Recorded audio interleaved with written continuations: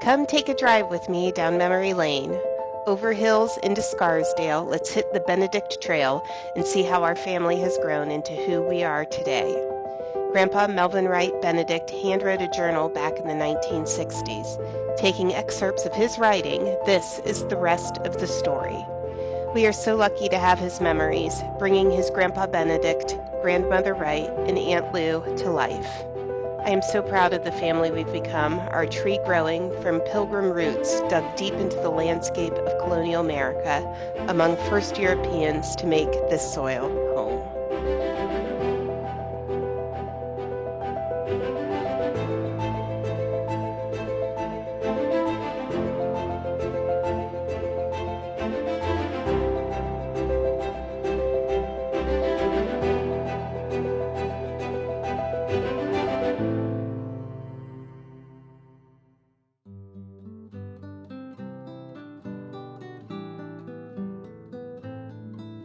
I'm Spencer Benedict, and I'm the grandson of Melvin Wright Benedict. He has a memoir, and I'd like to read it to you.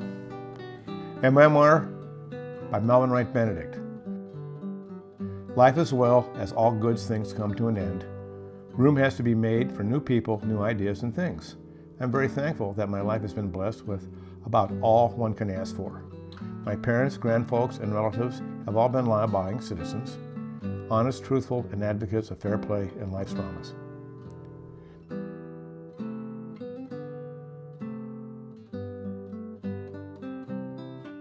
Now my offspring has been most gratifying, not a bad one in the whole bunch.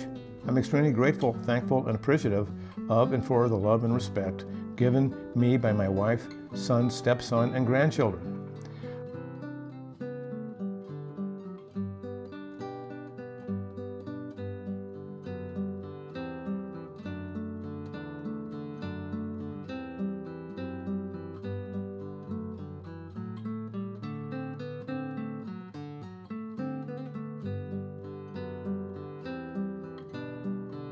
I hope you all are as fortunate with your children and their offspring.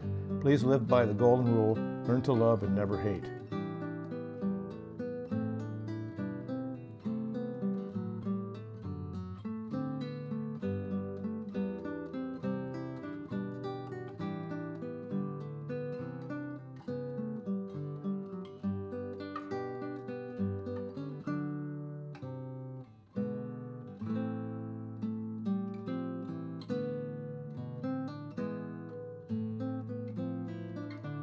I believe there's a supernatural being, not necessarily in the image of ourselves. Please have no doubt about this. The teaching of the Christian faith are 100% perfect, fair, and proper.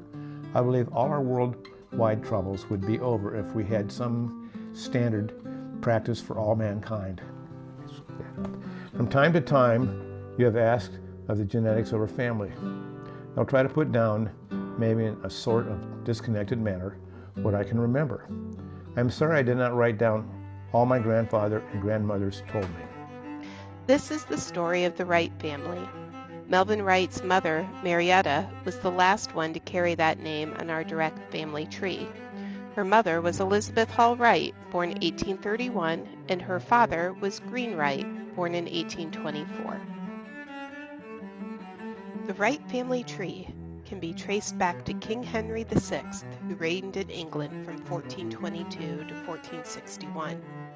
Peter Wright, my ninth great-grandfather, and his brothers, Nicholas IV and Anthony, migrated to the New World from County Essex in England, arriving in Lynn, Massachusetts in August of 1835 at the end of the Puritan wave. After 2 years, they moved up to Sandwich in the Plymouth colony before finally settling in Oyster Bay, Long Island in 1653. Our grandfather Peter, Samuel Mayo, and Reverend Leverett were the grantees of a deed made to them by the Native Americans who inhabited the land.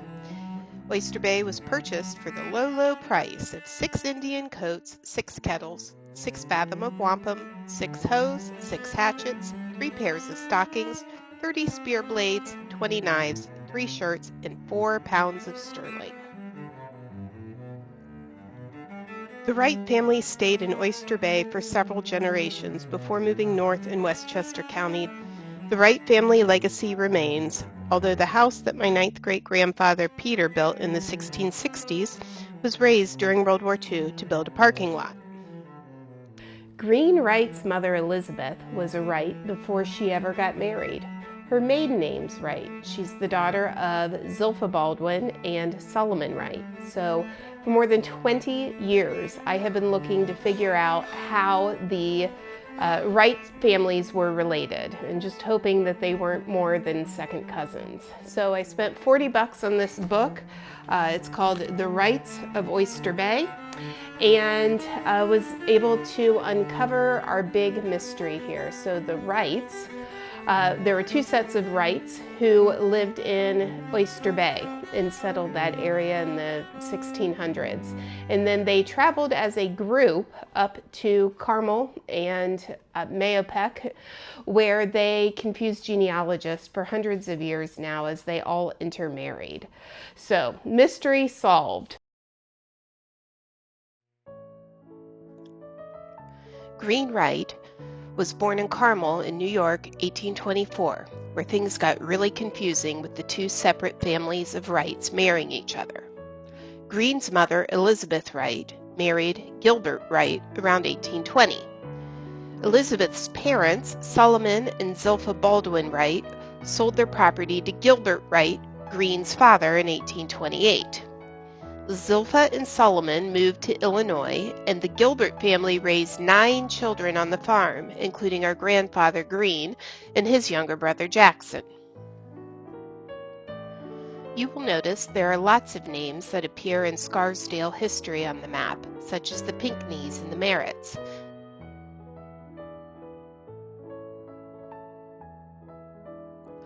Elisha Baldwin, Green's maternal grandfather, was a soldier under Colonel Henry Ludington in the 7th Regiment of the Dutchess County Militia during the American Revolution. On April 26, 1777, a very brave 16-year-old Sybil Ludington, the colonel's daughter, made an all-night horseback ride 40 miles to rally 400 American militiamen in neighboring towns after the British raided and burned Danbury, Connecticut. She is not celebrated nearly as much as Paul Revere, even though she rallied twice as many men. George Washington came to her house personally to thank her for her service. The DAR erected this statue of her with a stick in her right hand, her mouth wide open, to shout the news that the Redcoats were on the march. This statue was dedicated in 1961 along the shore of Lake Glenita in Carmel. So let's talk about the name Green. Grandpa Benedict wrote in his journal that Green Wright was named after Nathaniel Greene, an officer during the American Revolution.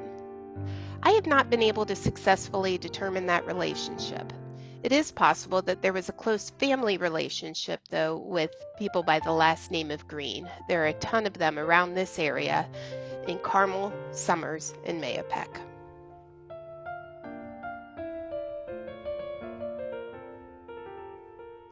By 1850, Greene and his baby brother Jackson were boarding with the Merrick family and Samuel T. Pinckney.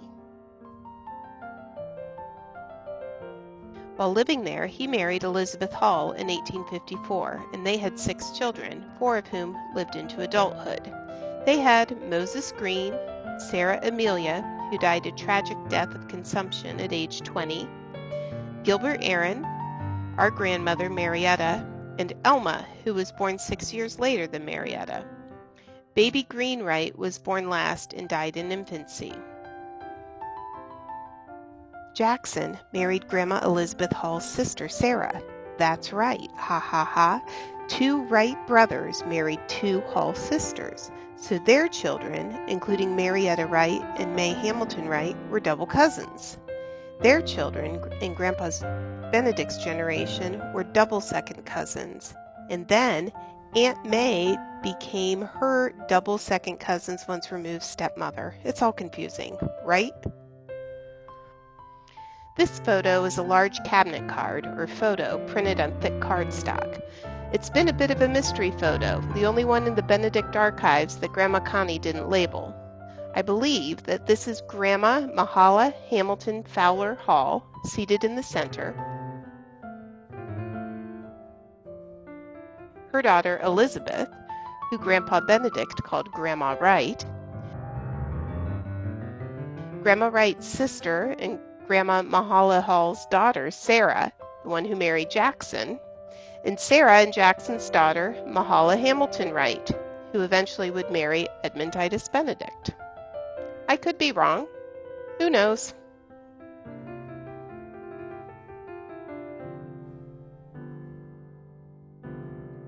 While Grandmother Elizabeth was busy helping her children grow, Grandfather Greenwright was busy growing his contracting company. He was responsible for much of the development in New York City, including mason work, grading streets, excavating rock, and building sewers. The grading of 3rd Avenue was one of his most important works. What I wouldn't give to know what kind of Native American and Dutch treasure they dug up and tossed. Grandpa Wright was a general contractor in New York City. He put in the base foundation for the elevated railroad on Westchester Avenue. At one time he had 50 teams of horses and had barns located on this avenue where Eagle property was later cut through the property. It was a big double house where he lived. My dad lived there after his marriage, and he had 3 teams and did contracting, but it was not to his liking, so he moved up to the estate in Westchester where I was born. Grandpa lived in New York during the blizzard of 1888 as well as my dad. They had to dig a tunnel to reach the street.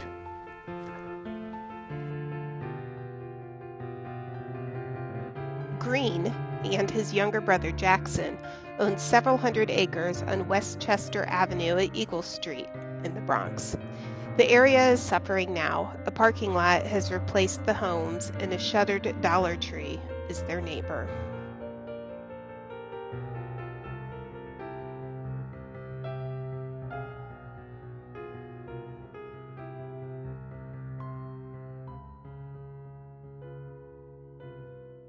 He clearly had vision and ambition. When Green was just 37, he became involved with the Morrisania Steamboat Company and was made director in 1876. This company ran freight and passenger boats to Fulton Slip, and in 1881 he purchased the boats and organized the North and East River Steamboat Company the following year.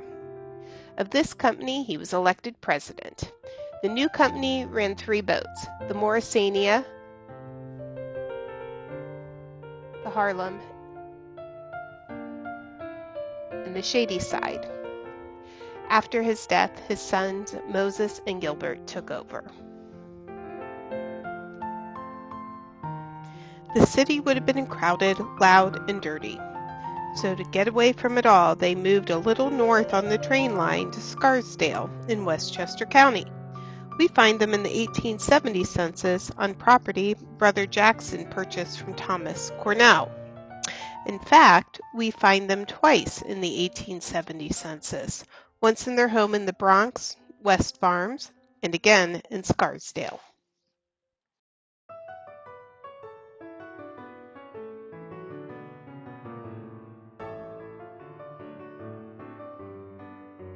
I was born on June 19th, 1889 in the house owned by my grandmother Wright, grandfather Wright having died some short time before.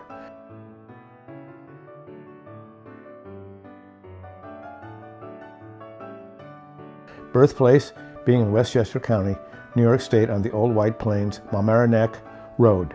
This was a large estate, and at the time was run by my father, a farmer with unusual know-how. We have a picture of the house, a large 3-story building. Since the Benedicts lived on a farm, I used to spend most of my summer vacations there as I liked that much better than dressed up required to visit Grandma Wright. However, I always stayed a day, 2 or 3 there each time I went to Westchester County. I liked Grandma very much as she was very kind and indulgent. She about always gave me a present of $5, and that was a lot then.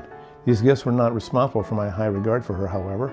I cannot tell much about the right side as a Benedict.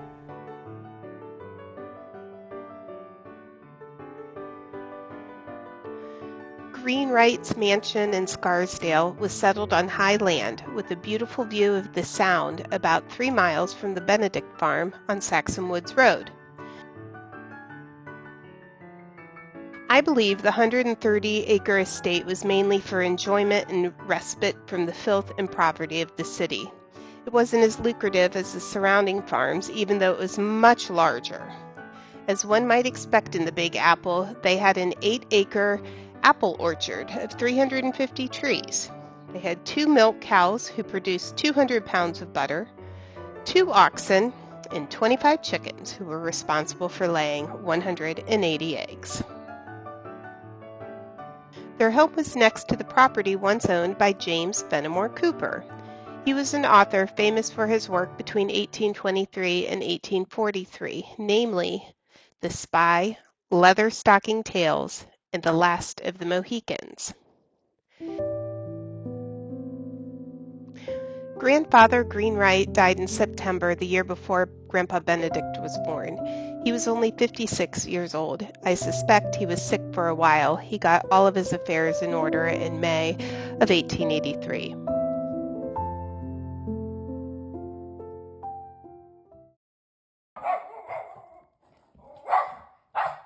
Oh, dang it! There's a squirrel running up our family tree. Let's chase it. If the Wrights ever ran out of sugar, they would have borrowed some from their next-door neighbors, Benedict and Phoebe Carpenter. Perhaps, one day, Marietta went to get the sugar, and maybe Phoebe's sister Jane was visiting. Maybe the sister Jane brought her handsome grandson with her, a kid with unusual know-how. It's possible that cup of sugar ended in a wedding cake on June 2nd, 1886, when Marietta and the nephew, Edmund Titus Benedict, tied the knot. Remember the video on the Cornell house about the ginormous Quaker family with all the kids who had all the kids? Phoebe and Jane were sisters who were some of the kids, and they grew up just a few miles away in the Cornell house.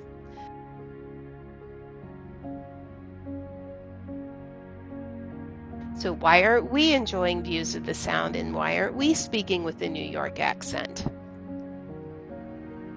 If I'm reading these legal documents correctly, there was an indenture or an addition to Green Wright's will in 1883.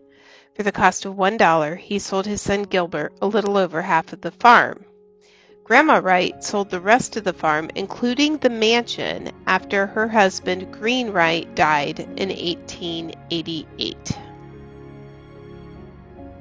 The mansion was sold to William Hitchcock, who sold it to Thomas L. Watt in 1890. Watt had inherited scads of money from his spinstress aunt, Miss Mary G. Pinckney. The aunt had purchased half of Harlem from her stepfather for $40,000 in 1840 and then lived an exceedingly quiet life, devoting herself to her estate and her many small charities. She left $50 million after her death in 1908. Thomas benefited from this, bought the mansion, and made extensive renovations.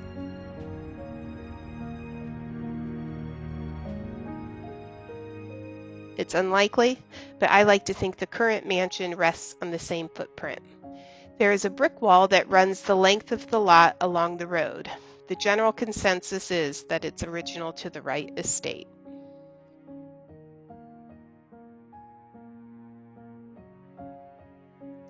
Grandma Wright bought the cottage a few miles up the road at 73 Hamilton Avenue in White Plains.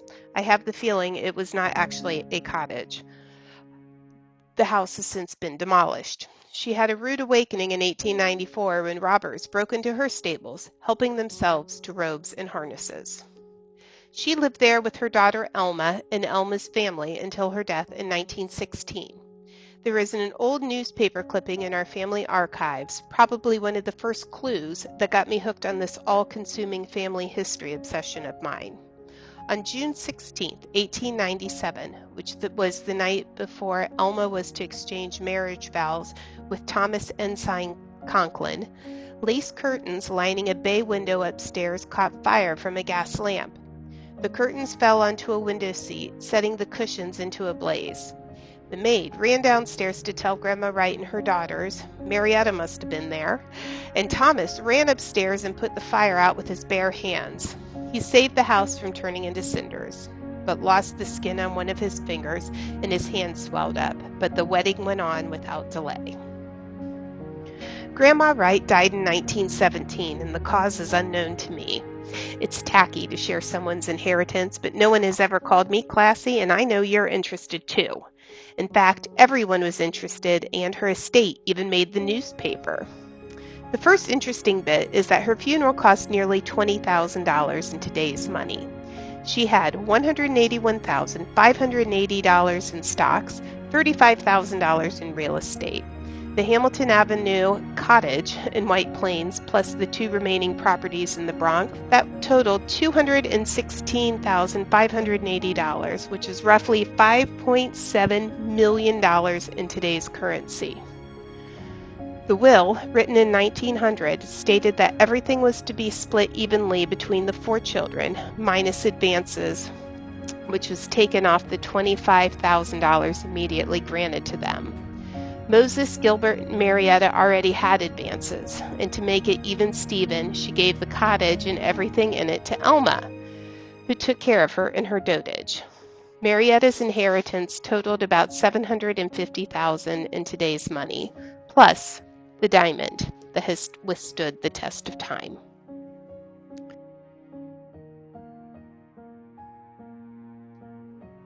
Sadly, Marietta did not get to enjoy her inheritance. She succumbed to breast cancer on August 30th, 1924 in New Haven, Connecticut, just a few years after her mother died. She was only 58 years old. The family lore goes that when Grandpa Benedict got the news of his mother's passing, he flicked a pencil and it stuck directly out of the wall. In December of 1925, the widower Edmund Titus Benedict married Marietta's cousin, Jackson's daughter, Mahala Hamilton Wright, who was called May. She was the only child of Jackson Wright, his sole heir. She died in 1931 at the age of 50. She had a sizable estate, estimated to be more than $10,000 up to $100,000. The Mount Vernon Argus reported that her husband, Edmund Titus, was given a cash bequest of $30,000 as well as the household articles and real estate in White Plains. There is a provision that 2/3 of his bequest go to the Christian Scientists Church of White Plains upon his death.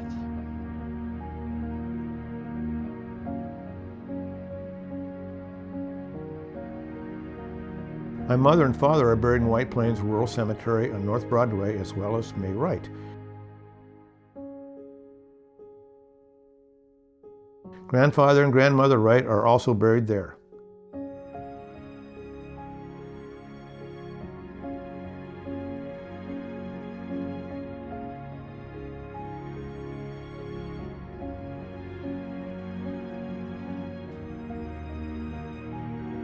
Grandma and Grandpa Wright, their daughter and our grandmother Marietta Wright, and her husband Edmund Titus Benedict are all in a row, our ill-fated cousin Wes at the end. White Plains Rural Cemetery has many of the names of the families of White Plains. Many of them are ours. In addition to the Wrights, there are the Fowlers, the Halls, the Fields, and the Hatfields, our American Revolution heroes. We wish them all eternal peace.